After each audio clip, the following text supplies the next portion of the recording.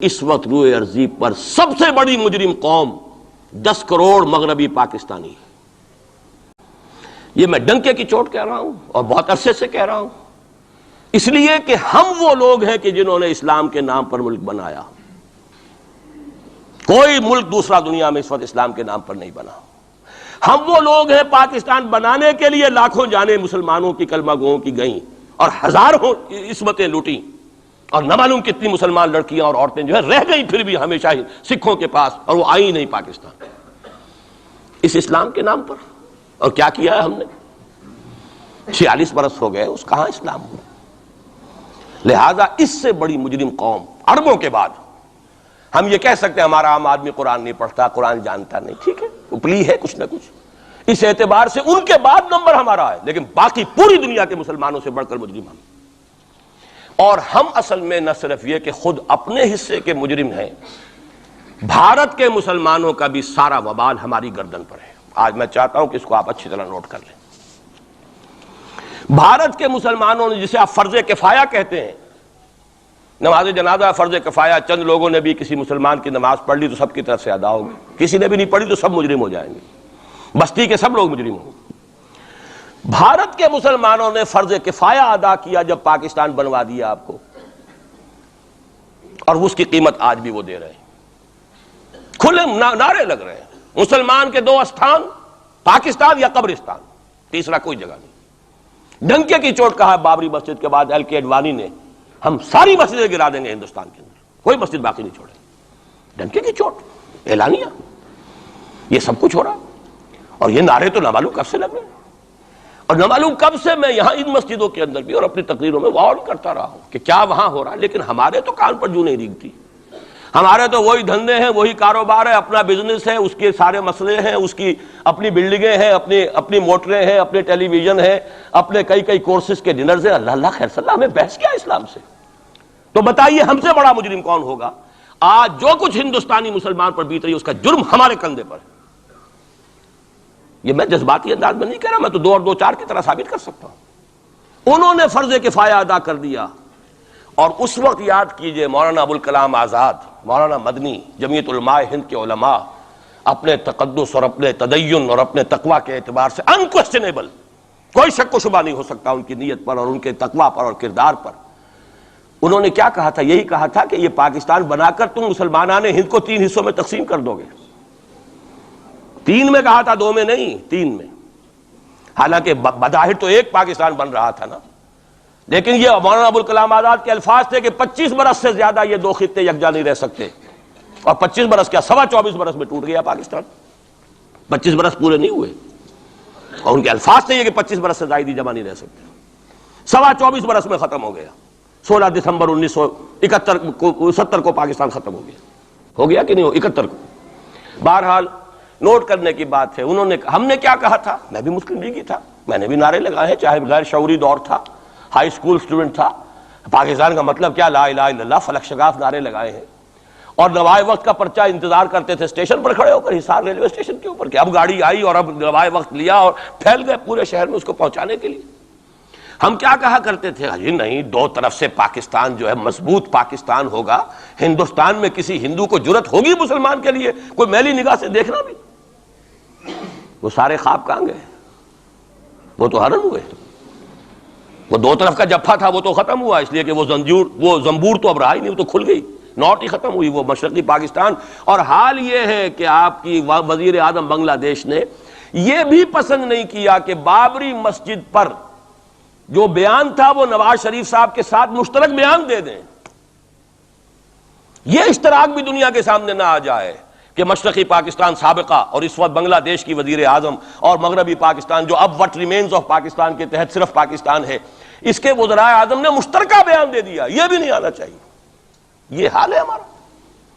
حالانکہ بات اپنی جگہ پر کوئی ایسی نہیں تھی، کوئی سیاسی نہیں، ایک مذہبی معاملے کے اوپر اظہار رائے کرنا تھا۔ انہوں نے کہا نہیں، آپ کے ساتھ مشترک بیان میں نہیں دوں گی، نہیں دیا اس نے۔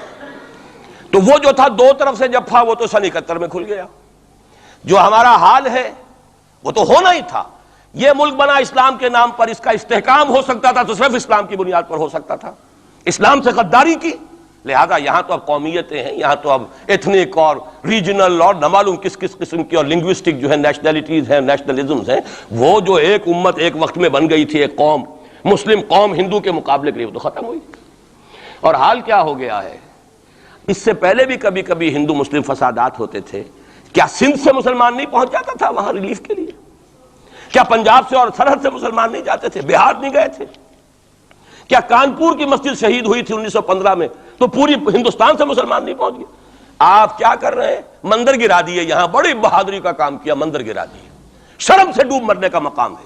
یہاں بھی گویا کہ ہم اپنے عمل سے اسلام کی مخالفت کر رہے ہیں۔ اسلام تو اجازت نہیں دیتا، آپ کسی اور کے جرم کی سزا کسی اور شخص کو نہیں دے سکتے۔ ہمارے پاس تو یہ سیکریٹ ٹرسٹ ہیں، یہ لوگ ذمہ وہ اپنے آپ کو منواتے نہیں، لیکن ہمارے تصور سے، اسلام کے تصور سے ذمہ ہیں۔ ان کی جان، مال، عزت، آبرو، ان کی عبادت گاہوں کی حفاظت کا ذمہ ہے ہمارا۔ ایک بڑی بہادری کی ہے، ذرا سوچئے تو صحیح، کیا دنیا نے سوچا ہوگا؟ اور نتیجہ کیا نکلا؟ اگر کسی درجے میں بھی بابری مسجد کی شہادت پر کوئی دنیا میں کوئی رائے عامہ ہو سکتی تھی کوئی ہندوستان کے خلاف، ختم ہو گئی۔ جو انہوں نے کیا 10 گنا تم نے کر لیا۔ تم نے ایک مسجد گرائی ہے، تم نے اتنے 100 کہتے ہیں، پتہ نہیں، مجھے تو معلوم نہیں 100 گرائے کتنے گرائے ہیں، بہرحال جتنے مندر تھے تم نے گرا دیے۔ فرق کیا ہے؟ ایک کردار ہے تمہارا، ایک ہی تمہارا اخلاق ہے، ایک ہی تمہارا معیار ہے، کوئی فرق ہی نہیں۔ بلکہ وہاں تو کم سے کم یہ تو ہے، دنیا کی آنکھوں میں دھول ڈالنے کے لیے کم سے کم یہ کہ فارن منسٹری جو ہے اس نے ریزائن کیا، ہم نے مان لیا جی ہم نہیں کر سکے، ہم مجبور ہیں، حالانکہ سب ان کی اجازت سے ہوا ہے، بلکہ ان کی ملی بھگت سے ہوا ہے۔ لیکن یہ کہ کلیان سنگھ نے فوراً استعفیٰ دے دیا، منسٹری ختم۔ پھر وہ بھارت کی مرکزی حکومت نے اور بھی پارٹیز کو بھی بین کر دیا، اور اس کے بعد یہ ہے کہ انہوں نے حکومتیں بھی 3 اور صوبوں کی توڑ دی۔ وہ تو سرخرو ہو گئے پوری دنیا کی جو رائے عامہ ہے، ہم اس کے سوا کیا کر سکتے ہیں؟ ہمارا ایک دستور ہے، دستور میں جو بھی صوبائی حکومت ہوتی ہے اس کی اجازت کے بغیر ہم فوج بھیج نہیں سکتے۔ وہاں پہ صوبائی حکومت تھی، اس نے ہمیں یقین دہانی کرائی تھی، سپریم کورٹ کو بھی یقین دہانی کرا دی تھی کہ مسجد کو کچھ نہیں ہوگا، تو ہم تو اس کے اوپر ڈیپینڈ کر رہے تھے۔ ہے سب جھوٹ، سب کو پتا تھا جو کچھ ہوگا، اندر خانے ملی بھگت تھی، لیکن یہ ہے کہ کم سے کم انہوں نے فیس سیونگ کے لیے ان کے پاس مواد موجود ہے، آپ کے پاس تو وہ بھی نہیں۔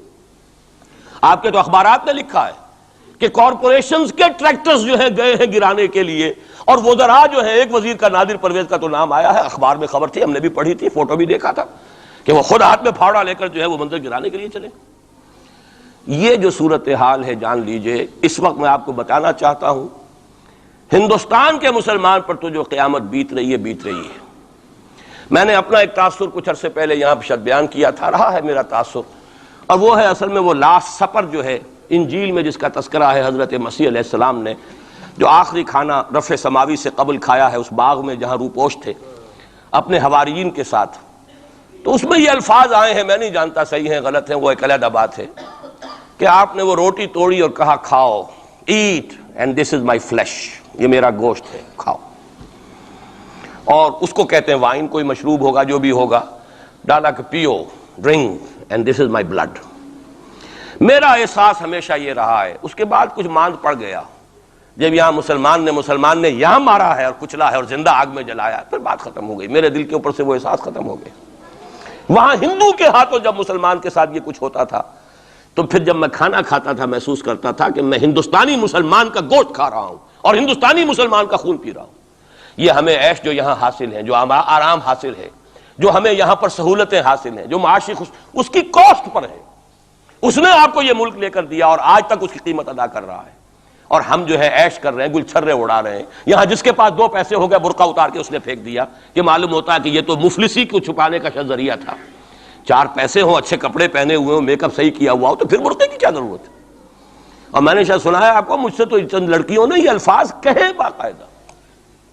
میں جب پریکٹس کرتا تھا لاہور میں کرشن نگر میں، تو ایک گھرانے کی، اور مجھے معلوم ہوا کہ ان کے والد انتہائی نیک تہجد گزار، کئی لڑکیاں تھیں بہنیں، ایک ہی تقریباً عمر 200 سے 1.5 سال کی، کبھی وہ آتی تھی کلینک میں میرے تو برقعے سمیت، کبھی آ رہے ہیں تو بغیر برقعے کے۔ تو میں نے پوچھا یہ کیا تماشا ہے آپ لوگوں کا، کبھی بغیر برقعے کے کبھی برقعے سمیت۔ صاف جواب دیا، میں ان کے الفاظ کوٹ اینڈ کوٹ میں ان کے الفاظ کوٹ کر رہا ہوں، ڈاکٹر صاحب جب ہمیں کوئی میک اپ کرنے کا، کپڑے بدلنے کا موقع نہیں ملتا تو ہم برقع پہن لیتے ہیں، اور جب ہمیں موقع ملتا پھر ہم برقع کائے کو پہن۔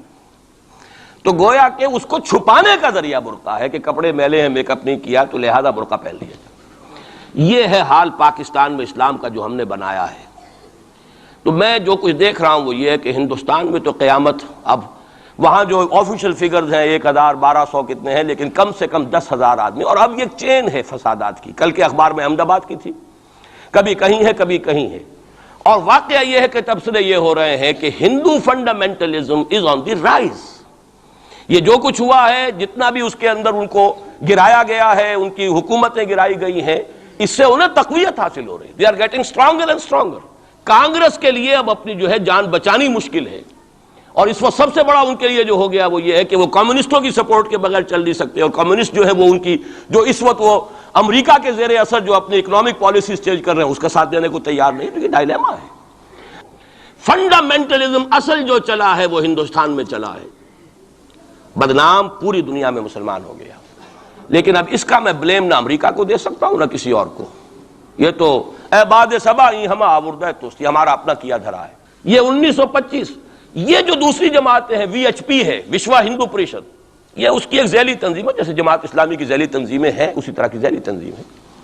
آر ایس ایس خود کبھی نہیں آئی پالیٹکس میں، اور 2 مرتبہ تاریخ میں اس کو بین کیا جا چکا ہے ہندوستان میں، چونکہ آر ایس ایس کا آدمی تھا جس نے گاندھی کو ایسیسینیٹ کیا تھا 1948 میں۔ دی پارٹی واز بینڈ۔ اس کے بعد جب اندرا گاندھی کا دور آیا ہے وہ ایمرجنسی کا، اس میں بھی پارٹیز اس نے بین کی تھی، آر ایس ایس بھی بین ہوئی ہے، لیکن ہر مرتبہ پہلے سے زیادہ ابھر کر آئی ہے وہ۔ اور آج یہ سب کے سب وی ایچ پی والے، بی جے پی والے، یہ سب در حقیقت آر ایس ایس کے آدمی، کہ اس وقت ہندوستان میں مسلمانوں کی حالت بہت مخدوش ہے۔ کتنا بڑا انہوں نے قدم اٹھایا ہے، اور مسلمان کیا کر سکتا تھا؟ کوئی ریزنٹمنٹ کی ہزاروں سینکڑوں، اور پولیس والوں نے بھولے ہیں، وہاں کوئی اس وقت رائٹس نہیں ہوئے، اور صاف کہا ہے ریڈیوز نے بھی، بی بی سی نے بھی، پولیس کی فائرنگ سے مارے گئے۔ ایک دن میں 300 آدمی بامبے کے اندر جو ہلاک ہوا ہے پولیس فائرنگ سے ہوا۔ کیسے مقابلہ کر لیں؟ فوج کا کیسے کر لیں؟ پولیس کا کیسے کر لیں؟ اس اعتبار سے جو کچھ وہاں بیت رہی ہے وہ تو بیت رہی ہے، جو ہم پہ گزری سو گزری مگر شب ہجراں۔ اب یہ معاملہ پاکستان والوں کے سوچنے کا ہے، جو ہم پر گزرے گی۔ کچھ لوگ ہمارے ہاں بڑے دانشور بنے پھرتے ہیں اور بڑے شوق سے یہ ہندوستان ٹوٹ جائے گا، وہ تو ٹوٹے گا، لیکن اس کے ٹوٹنے سے پہلے تم پر جو آفت ٹوٹے گی اس کا تمہیں تصور نہیں۔ تم سمجھتے ہو کہ یہ جو لکیر کھینچی ہوئی ہے سرحد کی، یہ بچا لے گی، جبکہ اصل مجرم تم ہو، میں ہوں، آپ ہیں، جنہوں نے ان کی کوسٹ پر یہاں عیش کے اپنے ایوان سجائے ہیں، ان کا خون پی رہے ہیں یہاں پر عیش گاہوں کے اندر۔ ہم ہیں اصل مجرم، تو ہم در حقیقت وہ عذاب الہی جو ہے بالکل سر پر آ چکا، اور یہ میں بتا چکا ہوں کہ اول نمبر مجرم مسلمانان عرب، نمبر 2 مسلمانان پاکستان۔ لیکن قوم یونس کی طرح سے ایک امکان ہے کہ ہم ابھی توبہ کریں، روئیں، گڑ گڑائیں، فیصلے کریں، زندگیوں کو بدلیں۔ انفرادی توبہ جب تک نہ ہوگی تو اجتماعی کیسے ہو جائے گی؟ افراد کے ہاتھوں میں ہے اقوام کی تقدیر، ہر فرد ہے ملت کے مقدر کا ستارہ۔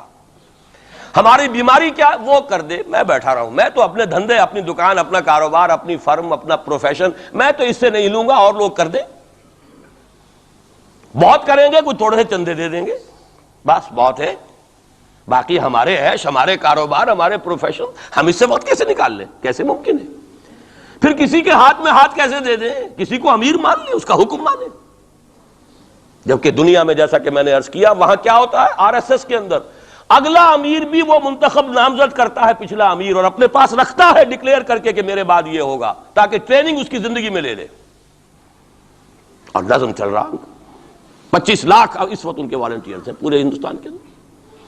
ہمارے ہاں جماعتوں کی سپلٹ ہو رہی ہے، ٹوٹ پھوٹ ہو رہی ہے، اور نئے محاذ ایک اینٹ اور روڑے اور جمع کر کے، لیکن سب کو معلوم ہوتا ہے کہ یہ سب جمع ہوتے ٹوٹنے کے لیے۔